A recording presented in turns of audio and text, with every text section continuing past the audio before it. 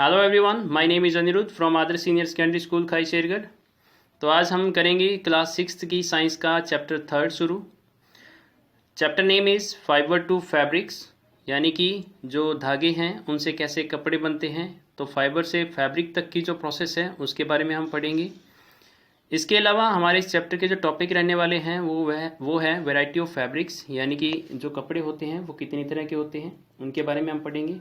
इसके अलावा हम पढ़ेंगे कि फाइबर क्या होता है, फाइबर से किस प्रकार से फैब्रिक तैयार किया जाता है, और कॉटन जो है, कॉटन और जूट, उससे रिलेटेड जो प्रोसेस है कपड़ा बनने की वो हम पढ़ेंगे।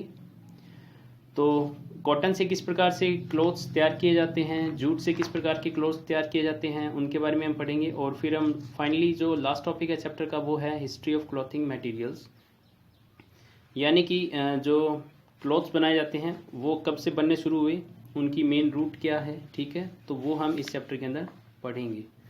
तो शुरू करते हैं chapter 3, fibre to fabric. Variety in fabrics. If you visit a cloth shop, you will find a large variety of clothes materials. यानी कि अगर आप किसी कपड़े की दुकान में जाएंगे तो वहाँ पे आप देखेंगे कि बहुत से प्रकार के जो कपड़े हैं, क्लोथ्स हैं, वो आपको वहाँ दिखाई देंगे। If you touch and feel their texture, you will find that certain clothes are smooth, whereas other are rough to touch. यानी कि आप वहाँ पे अगर कपड़े, अलग अलग प्रकार के जो कपड़े आपको दुकान में दिखाई देंगे, अगर आप उनको टच करके देखेंगे तो कुछ कपड़े जो है वो आपको स्मूथ लगेंगे, यानी कि बिल्कुल सॉफ्ट लगेंगे, कुछ जो हैं वो रफ लगेंगे। Similarly some clothes after washing dry quickly, whereas other takes a long time to dry. कुछ कपड़े ऐसे होते हैं जो जल्दी सूख जाते हैं और कुछ ऐसे होते हैं जो सूखने में समय लेते हैं। Thus we see that there are different kinds of clothes material और फैब्रिक्स। तो इस प्रकार से हम देखते हैं कि जो कपड़े हैं वो अलग अलग तरह के मटेरियल से बने होते हैं, या अलग अलग तरह के मटेरियल के कपड़े होते हैं। Generally the clothing fabrics are made from cotton, wool और silk, whereas some others may be of synthetic dress material. तो जो कपड़े तैयार किए जाते हैं, यानी कि जो फैब्रिक तैयार किया जाता है वो ज़्यादातर कॉटन से, यानी कि कपास से, जिसको हम सूती कपड़ा बोलते हैं, ठीक है, वूल से यानी कि ऊन से, सिल्क यानी कि रेशम से, और कुछ कपड़े ऐसे होते हैं, कुछ फैब्रिक ऐसे होते हैं जो किसी सिंथेटिक मटेरियल से तैयार किए जाते हैं। Each kind of fabric is suitable for a particular use. तो अलग अलग तरह के जो फैब्रिक्स होते हैं, अलग अलग तरह के जो कपड़े होते हैं वो अलग अलग तरह के कामों में इस्तेमाल किए जाते हैं। For example, we need different kinds of material for making each of clothing material, like day to day wear, bedsheets, blanket, curtains, clothes, sweater, shawls, towels etcetera. तो हम रोज़मर्रा की ज़िंदगी में, या जो हम डेली यूज़ करते हैं, ठीक है, इसके अलावा मतलब काम के हिसाब से, जिस तरह का काम किया जाता है उसी के हिसाब से जो फैब्रिक है वो यूज़ किया जाता है।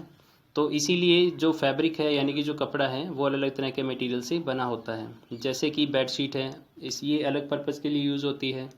जो हम रोज़ाना कपड़े पहनते हैं वो एक अलग तरह का कपड़ा होता है। Blanket, curtains, clothes, sweater, shawls, ये अलग अलग तरह के धागों से बनाए जाते हैं।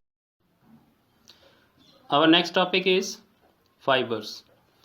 Fibres are fine, long and thin hair like structure. तो फाइबर जो होता है वो बहुत ही पतला और लंबा, बाल की तरह एक लंबा धागा होता है। Further fabrics are made up of yarns and yarns are further made up of fibres. तो फाइबर से क्या बनाए जाते हैं, यार्न्स बनाए जाते हैं, और यार्न से फैब्रिक यानी कि कपड़े बनाए जाते हैं। Where do these fibres come from. अब ये जो फाइबर्स हैं, यानी कि बिल्कुल जो पतला धागा है, ये कहाँ से आता है, कैसे ये बनता है। Some fibres are obtained from natural sources like plants and animals, whereas some fibres are synthesised artificially. तो कुछ जो फाइबर्स हैं वो प्रकृति से प्राप्त होने वाली चीज़ों से तैयार किए जाते हैं, जैसे कि कुछ प्लांट से प्राप्त चीज़ों से फाइबर्स बनाए जाते हैं, कुछ एनिमल से प्राप्त मटेरियल से फाइबर्स तैयार किए जाते हैं, और कुछ जो हैं वो फैक्ट्रीज़ के अंदर बनाए जाते हैं, जिनको हम सिंथेसाइज्ड या सिंथेटिक फाइबर कहते हैं।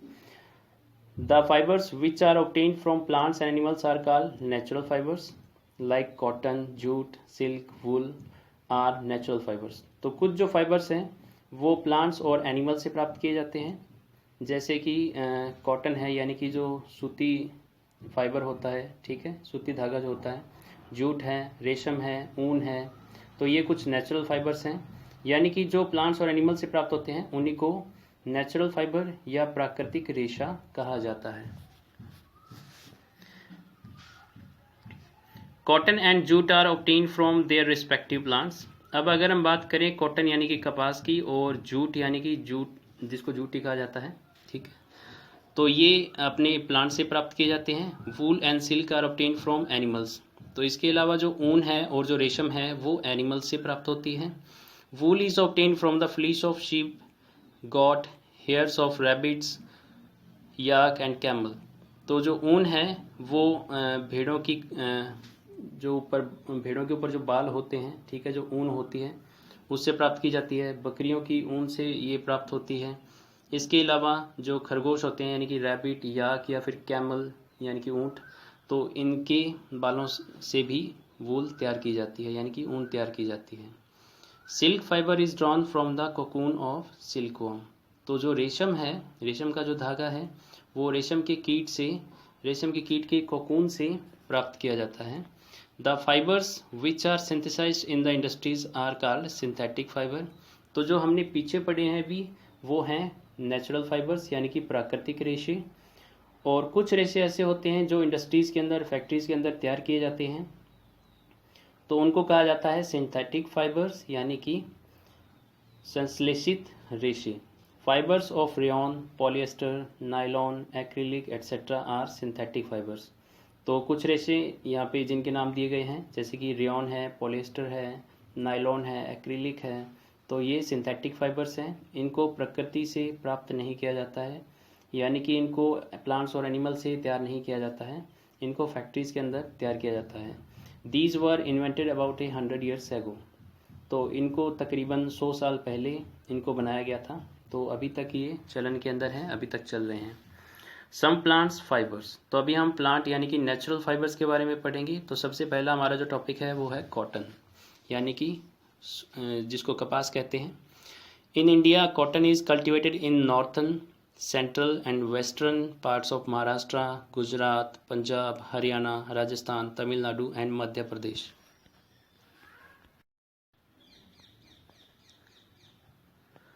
तो जो कपास है उसकी खेती कहाँ कहाँ की जाती है, तो ये होती है महाराष्ट्र, गुजरात, पंजाब, हरियाणा, राजस्थान, तमिलनाडु, मध्य प्रदेश के उत्तरी, मध्य और पश्चिमी भाग के अंदर इनकी खेती की जाती है कपास की। Cotton plants need warm climate. तो जो कपास के पौधे होते हैं उनको थोड़ा गर्म पर्यावरण चाहिए होता है, यानी कि उनको थोड़ा गर्मी का मौसम चाहिए होता है। Cotton is cultivated in black clayey soil. तो कपास की जो खेती होती है उसको जो मिट्टी चाहिए होती है वो है काली मिट्टी। कॉटन प्लांट्स आर बशी एंड 1 to 2 meters टॉल। तो जो कपास के जो पौधे होते हैं वो झाड़ी नुमा होते हैं यानी कि बशी होते हैं, और इनकी लंबाई जो होती है वो 1 से 2 मीटर तक हो सकती है। The plant start flowering in about 60 days and give whitish yellow flowers which turns reddish in few days time. तो इन प्लांट्स के ऊपर जो फ्लावर लगते हैं वो तकरीबन 60 दिनों के अंदर लग जाते हैं, ठीक है। इनके ऊपर फ्लावरिंग जो होती है यानी कि इनके ऊपर जो फ्लावर्स आते हैं, फूल जो लगते हैं, वो 60 दिनों के अंदर लग जाते हैं। और जो फ्लावर स्टार्टिंग में होते हैं वो येलो कलर के होते हैं, कुछ वाइटिश होते हैं यानी कि थोड़ा कम पीले रंग के होते हैं, और कुछ ही दिनों के अंदर वो रेड कलर के हो जाते हैं। Flower slowly grow into spherical walnut size fruits called cotton balls. और फिर ये फ्लावर्स धीरे धीरे किस में बदल जाते हैं, राउंडेड स्ट्रक्चर के अंदर यानी कि गोल आकृतियों वाली स्ट्रक्चर के अंदर ये बदल जाते हैं, जिनको कहा जाता है कॉटन बॉल्स, या फिर हम इनको कहते हैं कपास के टिंडे, या वैसे हिंदी में इनको कहा जाता है कपास के गूलर। Inside the cotton balls are cotton seeds.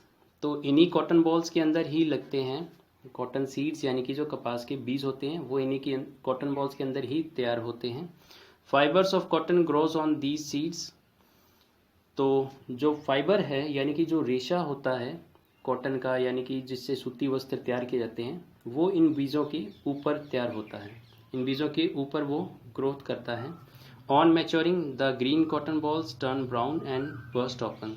जैसे ये कॉटन बॉल्स पकते हैं तो इनका जो कलर है वो ग्रीन से ब्राउन हो जाता है और ये ओपन हो जाते हैं। These cotton fibres dry in sun and becomes fluffy. और फिर ये सूर्य की गर्मी की वजह से क्या है कि जो कॉटन फाइबर्स है वो पूरी तरह से सूख जाता है और फिर ये फ्लफ़ी हो जाता है, यानी कि गुद्देदार हो जाता है। Cotton is hand picked from the plants, और फिर इस कॉटन को विद सीड्स यानी कि सीड्स के साथ इस कपास को पौधे से अलग कर लिया जाता है हाथों के द्वारा। Our next topic is processing of cotton, यानी कि जो कपास पौधों से ली गई है उसके बाद उस कपास से किस प्रकार से कपड़ा तैयार किया जाता है, किस प्रकार से उससे फाइबर तैयार किया जाता है, तो वो हम पढ़ने वाले हैं। तो प्रोसेसिंग ऑफ कॉटन में क्या है, the cotton balls picked up from the plants still have seeds. अब जो कपास पौधे से अलग की गई है या जो प्राप्त की गई है उसके अंदर बीज होते हैं। These seeds are pulled out of the cotton with the help of steel combs. तो इन बीजों को उस कपास की रेशे से अलग किया जाता है, किसकी सहायता से, स्टील कॉम्स की सहायता से, यानी कि मशीनों के द्वारा इसको अलग किया जाता है। The process of removing cotton seeds from cotton pods is called ginning. तो बीजों को कपास से अलग करना ही क्या कहलाता है, गिनिंग, या हिंदी में इसको बोलते हैं ओटाई करना। Ginning can be done by hand and also by machines. अब ये जो गिनिंग की प्रोसेस है यानी कि ओटाई करने की जो प्रक्रिया है ये हाथों के द्वारा भी की जा सकती है और ये मशीन के द्वारा भी की जाती है। The gin cotton called lint is compressed with the hydraulic process into bales. अब जो कपास का जो रेशा है जो बीजों से अलग किया गया है उसको कहा जाता है लिंट, ठीक है, इसको लिंट कहते हैं। और लिंट को फिर कंप्रेस करके यानी कि उसके ऊपर दबाव बनाकर उसको प्रेस करके उसकी गांठें बनाई जाती हैं। इन गांठों को हम बोलते हैं bales. Usually each bale of cotton weighs around 200 kilograms. तो हर एक जो गांठ होती है, हर एक जो बेल होती है, उसका जो वज़न होता है वो तकरीबन 200 किलोग्राम का होता है। Next is spinning cotton yarn, यानी कि जो कॉटन जो प्राप्त की गई है उससे किस प्रकार से यार्न तैयार किया जाता है, किस प्रकार से उससे धागा बनाया जाता है। द रॉ कॉटन और the lint is supplied to industries in the form of bales. अब ये जो बील्स बनाई गई हैं इनको बाद में फैक्ट्रीज में भेज दिया जाता है। This is converted into yarns, फिर इनसे क्या बनाया जाता है, यार्न्स, यानी कि एक धागा तैयार किया जाता है। The raw cotton is लूजन and clean from the straw and dried leaves etcetera. तो जो कॉटन जो कपास फैक्ट्रीज़ के अंदर भेजी गई है उसके अंदर काफ़ी ज़्यादा अशुद्धियाँ होती है, काफ़ी ज़्यादा इम्प्योरिटीज़ होती हैं, काफ़ी सारा मटेरियल उसके साथ मिक्स हुआ होता है, जैसे कि जो पौधे थे उसके पत्ते वगैरह इसके साथ मिक्स हो जाते हैं। तो सबसे पहले क्या किया जाता है कि उनको हटाया जाता है। The clean cotton is then fed into machine. उसके बाद ये जो साफ़ हुई जो कॉटन है जो कपास है उसको मशीन में डाल दिया जाता है। Here the cotton fibres are straightened and converted into rope like loose strand. The strand of cotton fibers are converted into yarns. अब यहाँ मशीन के अंदर डालने के बाद इससे क्या बनता है, फाइबर बनता है और फाइबर से फिर यार्न तैयार किया। The process of making yarn from fibres is called spinning. अब फाइबर से यार्न बनाने की जो प्रोसेस है वो कहलाती है स्पिनिंग, यानी कि जो पतला रेशा बना है उससे यार्न बनाया जाता है। यार्न मतलब कि थोड़ा मोटा धागा जो तैयार किया जाता है। तो ये बिल्कुल रेशे से यानी कि बिल्कुल पतले धागे से थोड़ा सा मोटा यानी कि बड़ा धागा बनाने की जो प्रक्रिया है वो कहलाती है spinning. At small scale spinning is done by hand using simple devices like a hand spindle also called takli and charkha. तो ये हाथों से भी किया जाता है। तो हाथों से बनाने के लिए इसके लिए जो डिवाइस जो मशीन यूज़ होती है उसको कहा जाता है चरखा। Fabrics called khadi like khadi are made by spinning yarn on hand operated device चरखा और spinning wheels। तो जो खादी वगैरह पहले तैयार की जाती थी तो वो चरखे के द्वारा ही तैयार की जाती थी। उसका जो धागा है वो चरखे से तैयार किया जाता था, फिर उससे कपड़ा तैयार किया जाता था खादी का। On a large scale spinning machines are used for this purpose. आजकल क्या है कि आजकल मशीनों का इस्तेमाल किया जाता है यार्न बनाने के लिए, फिर फैब्रिक बनाने के लिए, यानी कि जो कपड़ा है वो तैयार करने के लिए। During spinning, the strands are pulled and twisted at the same time. Twisting makes the yarn stronger. तो जो स्पिनिंग की प्रोसेस है तो उसमें क्या है कि जो धागे हैं वो एक साथ ट्विस्ट यानी कि एक साथ उनको ट्विस्ट किया जाता है, एक साथ उनको घुमाया जाता है और फिर ये जो ट्विस्टिंग है यानी कि धागे को घुमाकर फिर उससे स्ट्रॉन्गर यार्न तैयार किया जाता है, यानी कि मजबूत जो धागा है वो तैयार किया जाता है और फिर इस धागे से कॉटन की फैब्रिक को तैयार किया जाता है, यानी कि सूती वस्त्रों को तैयार किया जाता है। तो आज के लिए बस इतना ही था। कल हम करेंगे यार्न टू फैब्रिक, यानी कि यार्न से फैब्रिक कैसे बनाया जाता है, किस प्रकार से कपड़ा तैयार किया जाता है। नेक्स्ट टॉपिक जो हमारा रहेगा वो रहेगा जूट। जूट के बारे में हम पढ़ेंगे और फिर हम पढ़ेंगे हिस्ट्री ऑफ क्लॉथिंग मटेरियल्स। तो आज के लिए बस इतना ही। Thank you.